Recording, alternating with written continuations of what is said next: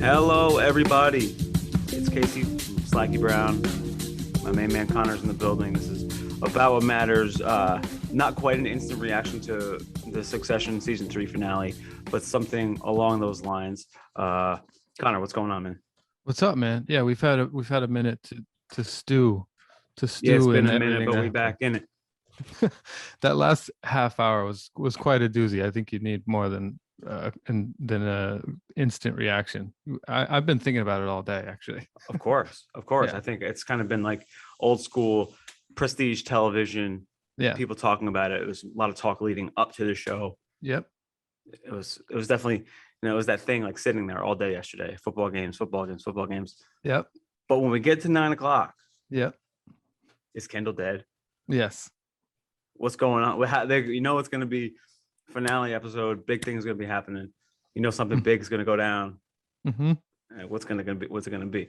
If you remember from season 1, it was like essentially the death, right? Mm-hmm. Season 2, that's the one I remember freshest. Kendall is like all out. It's war. I love that finale, by the way. I was classic, like high after that shit. Yeah. Being like a Kendall guy. Mm-hmm. And then this one, all spoilers out the door here. Mm-hmm. I don't know how to describe it. Yeah. How do you describe what happened?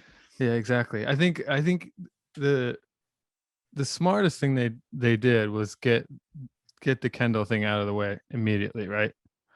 That's the best way to do it.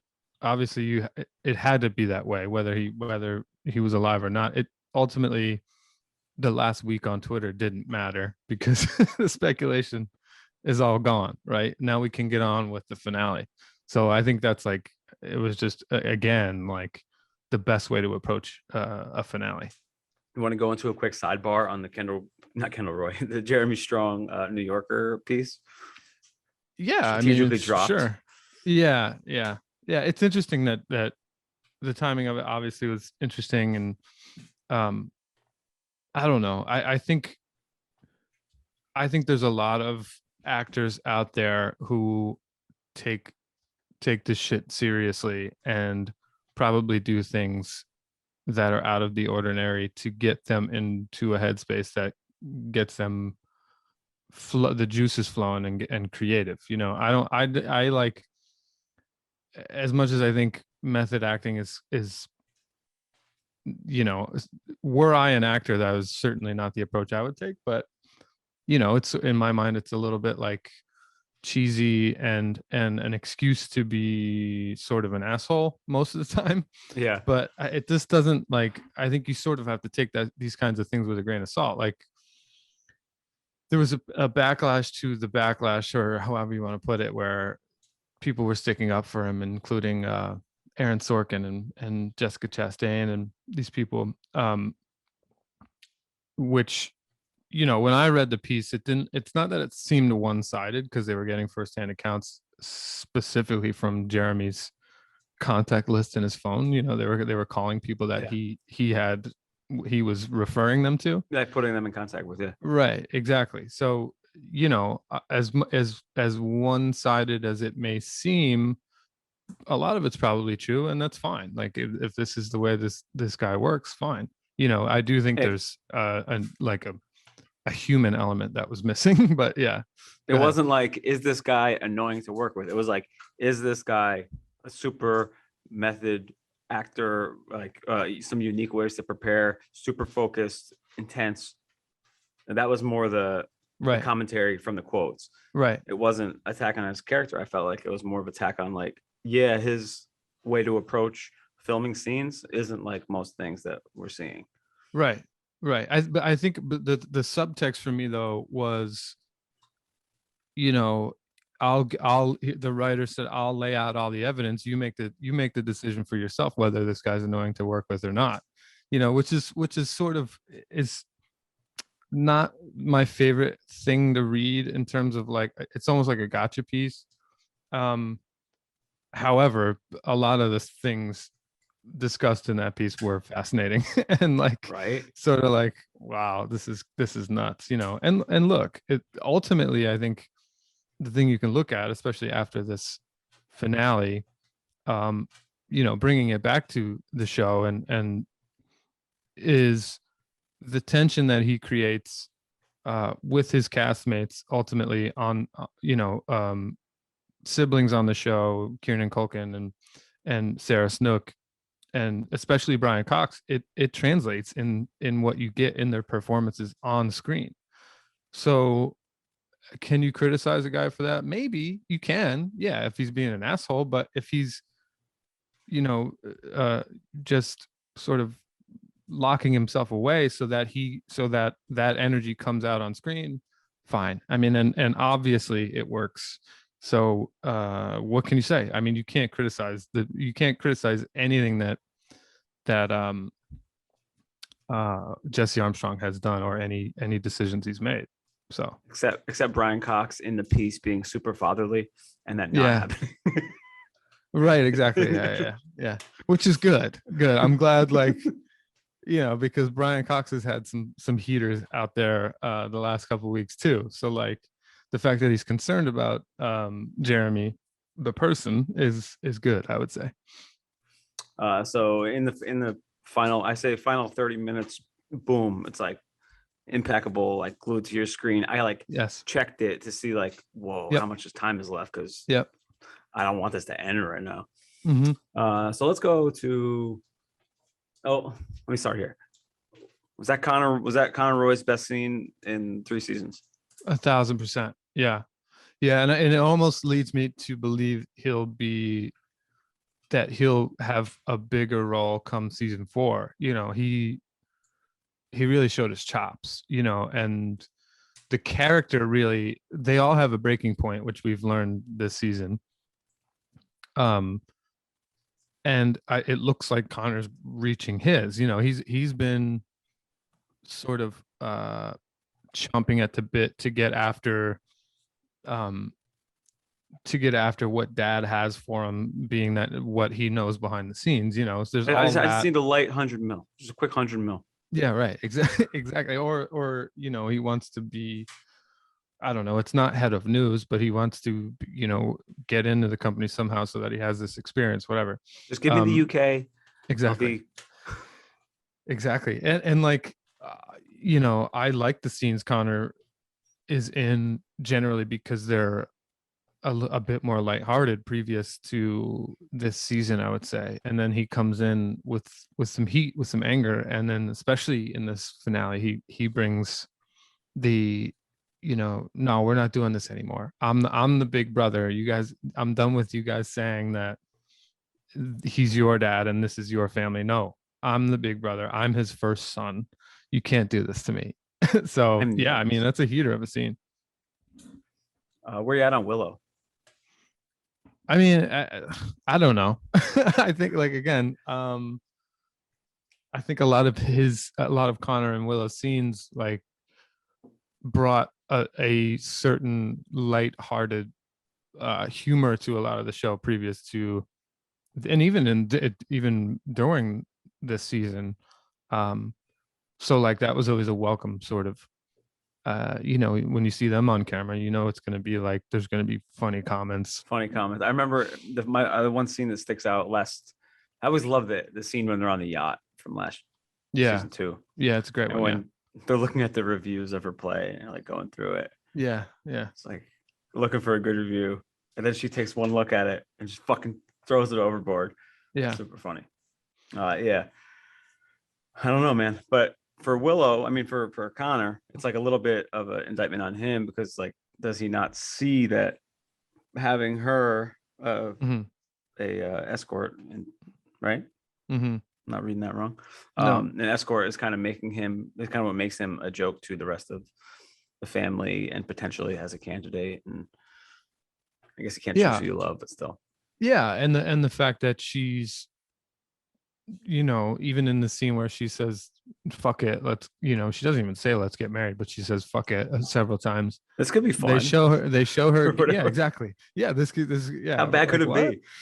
they show her getting into the car, that with those like slick, uh, quick zooms that Adam McKay made so famous in the And I missed the pilot car that thing. the yeah, I mean it's just a quick zoom on her where she looks like she knows she's doing the wrong thing. So the indictment on Connor is, how can you not see that this woman doesn't love you? Like she obviously doesn't. She's not into this. So Hey guys, it's Casey from Slacky Brown. Everyone's trying to cash in on the next best crypto, but if you want a guaranteed way to double your money, all you got to do is use promo code SLACKY at MyBookie. It's simple. Sign up at MyBookie with promo code SLACKY, and your first deposit is immediately doubled all the way to $1,000. Now, how's that for a quick turnaround on your investment? The NFL playoff race is heating up, and bowl season's right around the corner. So at MyBookie, you can double your firepower for all the action the rest of the way. Build your own props, create multi-game parlays, and take part in a bunch of MyBookie cash prizes. It's simply the best time of year to both watch and bet on sports. So don't miss out and double your first deposit by using promo code SLACKY and keep your eyes peeled for more exclusive holiday promotions from mybookie.ag. Bet anything, anytime, anywhere with MyBookie. Okay, so we finally get to the big showdown. It almost was like a Western or something. It's set in this fucking dusty parking lot or back lot. yeah, All the kids are realizing that they're not like, whoa, where's Dad? Where's Jerry? Where's all the big shots? Mm-hmm. We're not, wherever they are, we're not there. We're not on the inside track right now. Right. And it's kind of coinciding with this realization from Kendall that, or it's like I just need someone to talk to, really. Like, I got this shit weighing on me. Right. It was just a fantastic scene. It was kind of the dueling narratives here, the comedy stuff, the drama stuff, the personal stuff, and the business stuff. And then to me, I was telling Vicky when it was going down, it's like, it didn't happen this way, but I was like, oh, they're going to have to choose between helping their brother with some personal shit or doing the smart business move. Right. They ended up bringing him along, which I kind of thought he was done with the whole business side of things, but they brought him back, and then that went from there. And that was like, I think the audience was happy to see that. It's like, oh, they're finally together, fighting as one. They're the super team. Exactly. That's the brilliance of that scene, right? Is that you think it's going to be this one thing, and Kendall's going to have another nervous breakdown, which, a lot of the criticisms on this season have been that it's sort of treading the same waters or following the same path that it has in previous seasons. But so again, the brilliance of that scene is in fact bringing them all together. Jeremy Strong is so good in that scene, and like that doesn't work without a performance like that, and it sort of is much cheesier if you don't have that sort of unburdening, and it's just, hey, no, why don't we all link up and fight that together? It's like, no, they're sort of coming to the realization that they don't have a choice other than to go together, which again is such a brilliant move by the writers, and the way that scene's directed, it's so beautiful. And I mean, you can go on Twitter today and see the sort of cinematic aesthetic parallels in throughout the season, or even throughout the episode, where there's that shot of Jeremy Strong with his head down, and Kieran Culkin's got his hands on his shoulders, and Shiv's got not Shiv, Sarah Snook's got her hands on Jeremy's head. And then in the final scene, when we get to, ultimately that we're in some beautiful lounge at a villa somewhere, there's a parallel where Kieran's on all fours, Jeremy's got his hands on on Kieran's shoulders, and Shiv is once again sort of in the background. It's just like, if you look closely, I think that's the other thing to take away from this season. It's really actually it's all there. Like all the signs are there in the images, and it's so beautifully constructed in that way. It's just I couldn't believe how much I liked this finale. After again the criticisms of this season, we get to the last two episodes and they blow us away. Like, how did they do this? You know what I mean? Greg and Tom scene Mm-hmm. before, I think it's kind of taking place as the showdown in the desert is happening. Mm-hmm. Showdown in the dusty parking lot. Yeah, it might be right after that. Yeah. It's like But kind of yeah, you're all in right. that last Yeah. 25.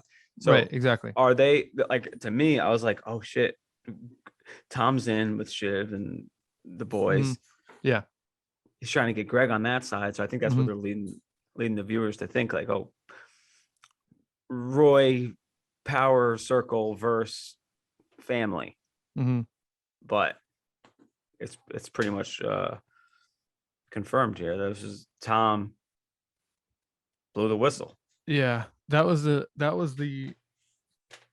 big hook on this episode for me was not only uh when the three siblings walk into that room and Logan is there, you think he's cornered, right? They're coming out, gloves off. He's cornered, that he can't get this deal done without their approval. What's he going to do, right? And to flip that so quickly without any warning, uh and have um Logan call their mom and say that she changed the agreement with the holding company or whatever the case is, uh was just such a brutal shift, because I don't know about you, I'm rooting for those three there. Oh hell! I mean, Vicky. You sort of have to, yeah. Vicky hates Kendall, and she was like, definitely like on that side. Yeah, yeah.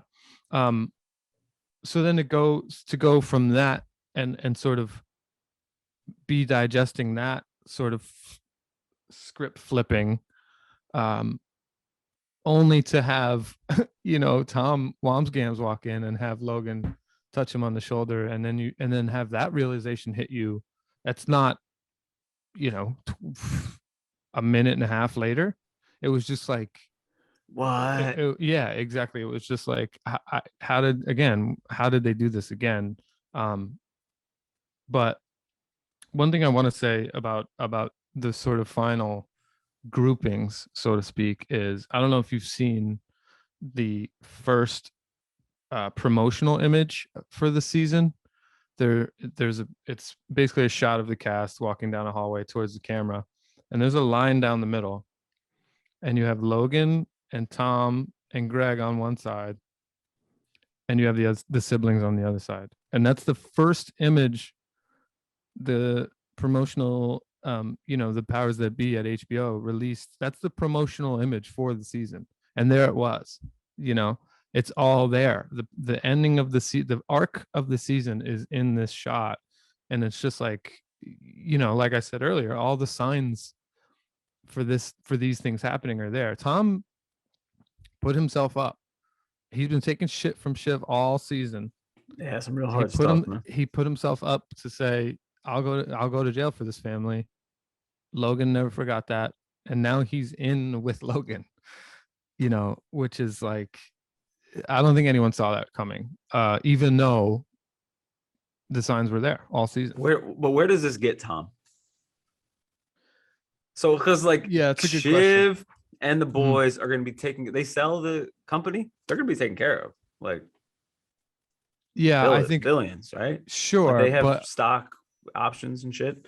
Sure, but I think that I think it's just so much more painful because they all had hopes of taking over, right? So they would have walked if they thought that was never going to be the case. Even Kendall had a hard time coming to that realization when he met with his father in the previous episode. Like, he didn't want to do that. He didn't want to walk. He wanted to run the company. They all do. So but for Tom, is it like keeping yeah, in close proximity to Logan? Yeah, probably. Even if his marriage falls apart, I think he's willing. I think he's willing to take that risk. I think we have to sort of assume that the marriage is not gonna continue next season. But again, if you look back, when Kendall's sort of trying to persuade Tom into going in and talking to his attorneys and sort of coming to the Kendall side. What does Tom say at the end of that scene? He says, I think you're gonna get fucked, and I've never seen Logan get fucked. So, like, whose side am I gonna be on here? I'm always gonna be on Logan's side, and it's there. No matter what. Again, it's there. It's like in the text. It's so, I think Tom is hoping. Tom is hoping Logan makes good on whatever promises he's made, or hoping that he gets his for being the rat, as it were, for being the So Tom approaches Logan with like, hey buddy, I got some great information, sit down, let me tell you for 20 minutes. Or right. Tom approaches Logan like, I've got some information, write me a check, or promise me this, and I'll tell you. But it's big, major information. What do you think? Man, that's a good question. I think. Yeah, I'm surprised I came up with that question. I don't think he's looking for a ransom. I think he's looking for long-term power. I think he's looking for a seat on the board. I think he's looking for an executive title. And again, I think long term, that's probably the best play, for that. I don't think he's holding that information hostage. I think he knows that Logan will take care of him if he does bring him that information. You know what I mean? Sure. What kind of bag is Logan dropping on his ex-wife?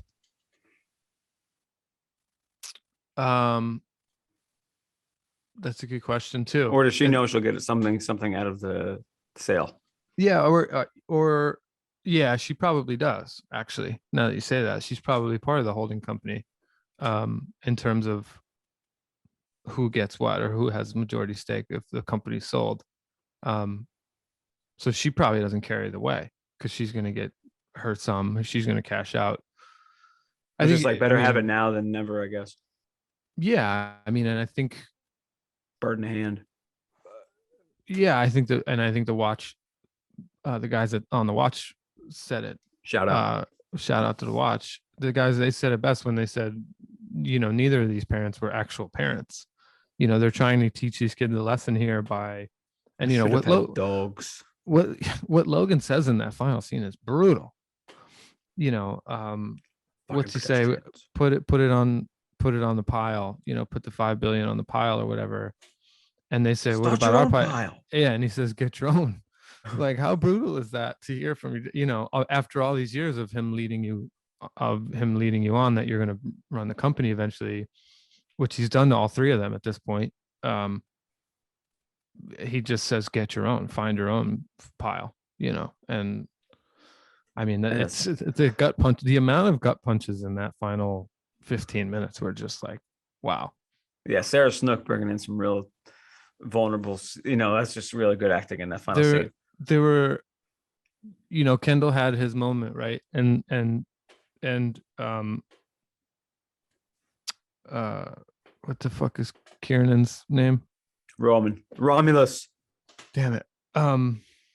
Kendall had his moment, and Kieran Culkin's Roman, really, I thought in that final scene, finally facing up to Logan was absolutely brutal. Yeah, that's terrifying. And then the very last of the notable performances is Sarah Snook. It's like she goes from like her normal, all good, like we just fucking got this shit taken, her sort of exacerbated sort of you fucked this mom or whatever. Yeah, like her sort of we'll figure it out, and then she can't help but tear up when she walks away.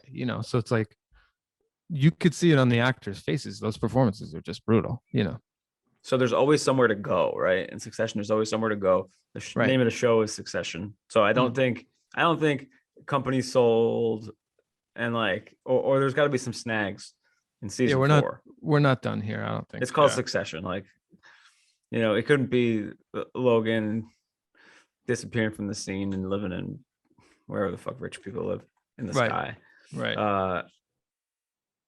Do you have any predictions for season 4? I don't.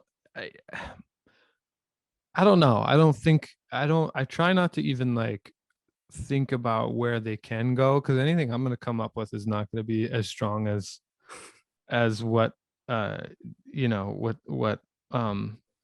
god damn it, what's his name, Jesse Armstrong is going to have. He may even have it mapped out already. But like, what can I say? What's my idea going to be?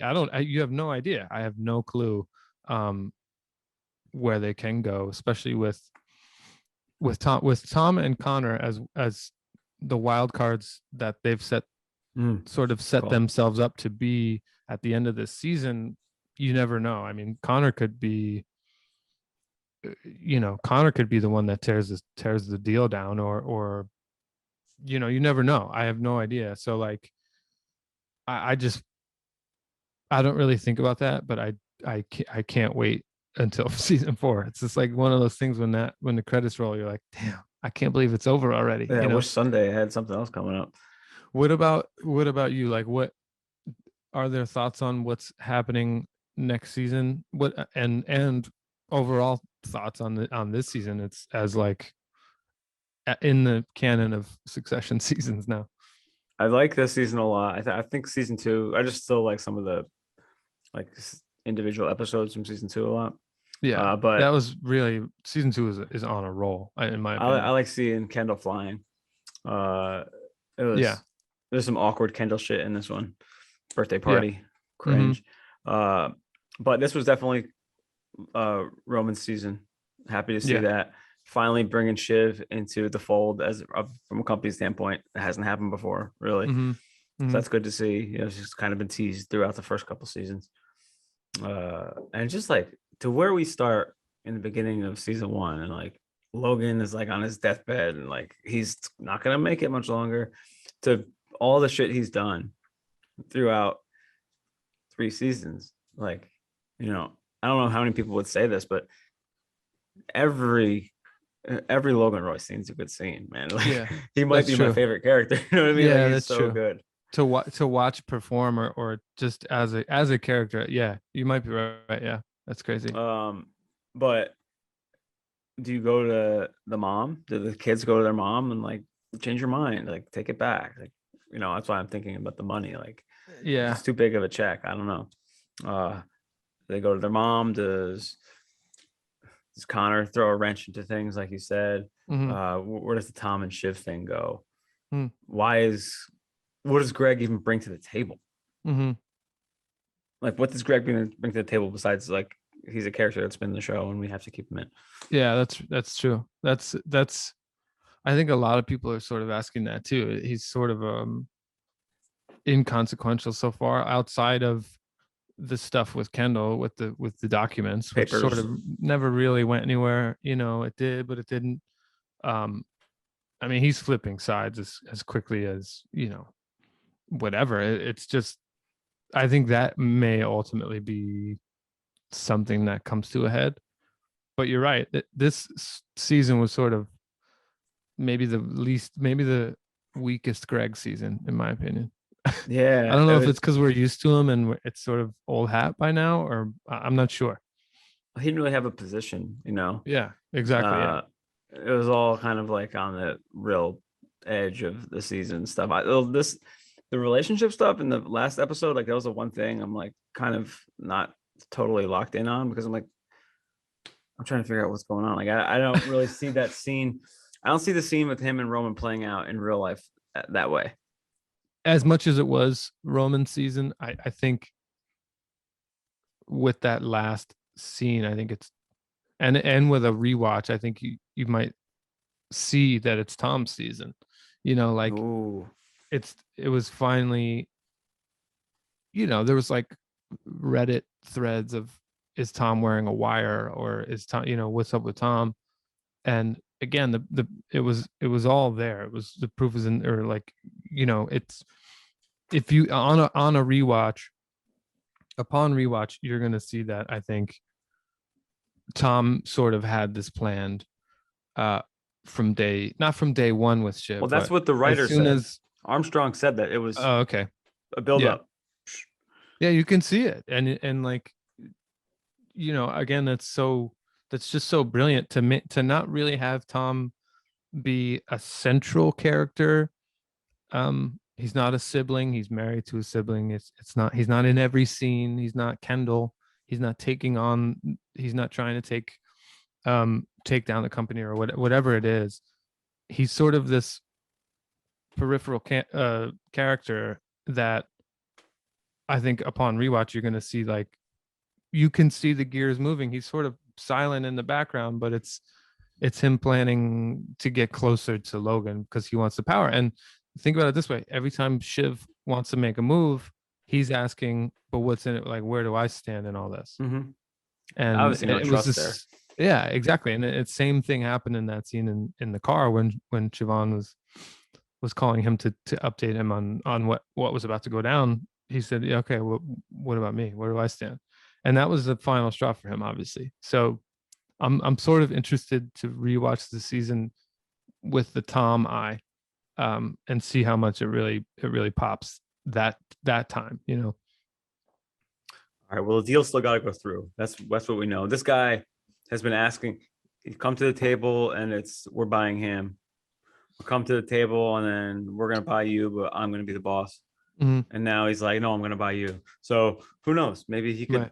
This could all be a fucking red herring, and he could be asking for too much shit, Mm-hmm. and the deal's off. Who knows? But great season 3. Yeah. Anything else you want to add? Yeah, just one more quick question before we lock it up here. Do you want to see more of Skarsgård? I think he was such, like, of all the